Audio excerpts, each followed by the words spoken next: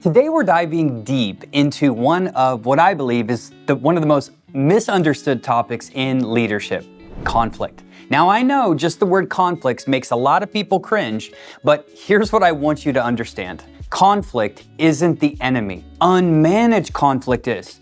In fact, the presence of conflict is often a sign that people are passionate, engaged, and committed to, making things better. So, let's talk about how to manage team conflict, not to just keep the peace, but to drive performance, trust, and innovation. We're taught from a young, early age that conflict is bad, that it's something to avoid. But here's the reality. Every high-performing team experiences conflict. According to a study by CPP Global, 85% of employees experience conflict at work, and on average, they spend 2.8 hours per week dealing with it.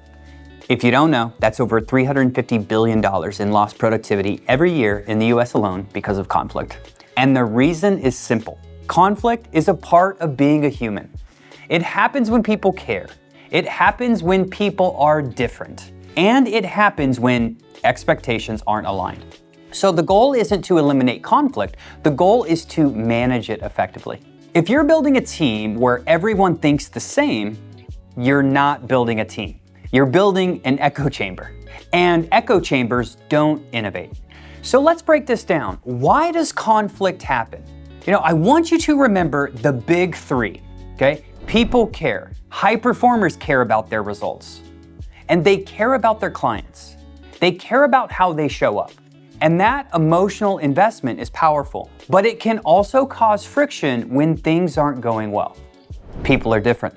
Everyone has different communication styles, experiences, values, and perspectives. And people have expectations. Misaligned or unspoken expectations are conflict just waiting to happen.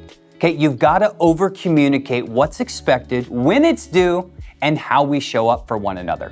You can't avoid conflict, but you can build a culture where it's handled constructively.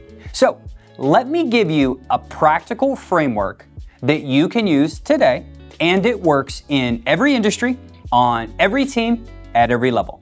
Number one, we need to acknowledge that conflict exists. We don't need to dance around it. We don't need to sugarcoat it. Okay, if something's off, call it off.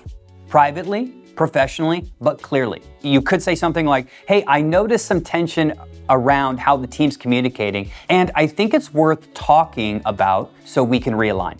Number two, we need to gain common ground. We need to anchor the conversation around what you both want. Because usually it's the same thing: success, better results, less friction, stronger performance. And that sounds like, look, I know we both want to deliver for our clients and build a high-functioning team, so let's figure this out together. Number three, my favorite, seek to understand. This is where I feel nearly every leader drops the ball, because they come in with assumptions.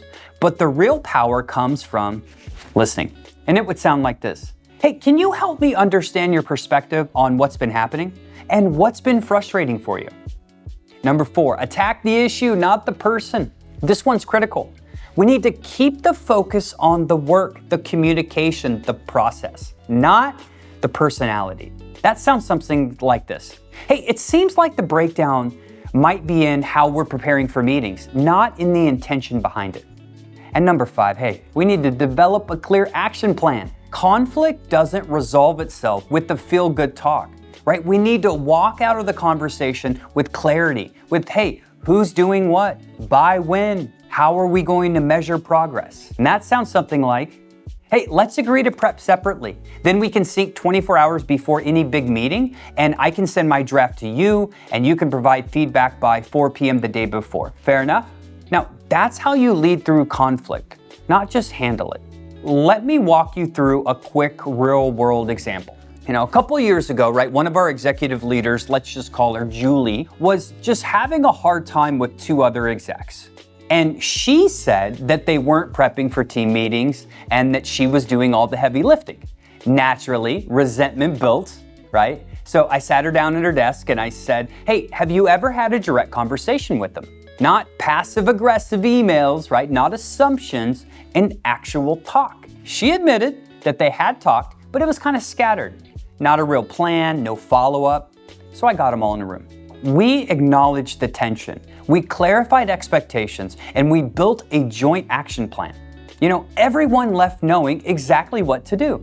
It wasn't about feelings, it was, just about focus. And that's what real leadership is. It's facilitating alignment and pushing past the drama to get to the results that everyone wants. So here's what I want you to take away from this session.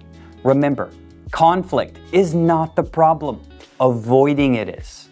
So remember, we have to lean into it with clarity, calmness, and courage.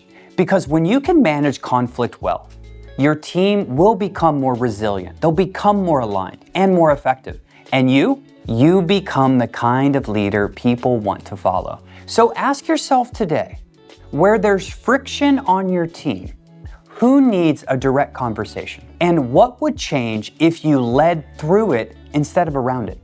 This is the work of leadership. It's about being the kind of leader who doesn't shy away from challenge, but embraces it, navigates it, and transforms it into progress. So hey, thank you for showing up today. Let's get back to work and lead with purpose.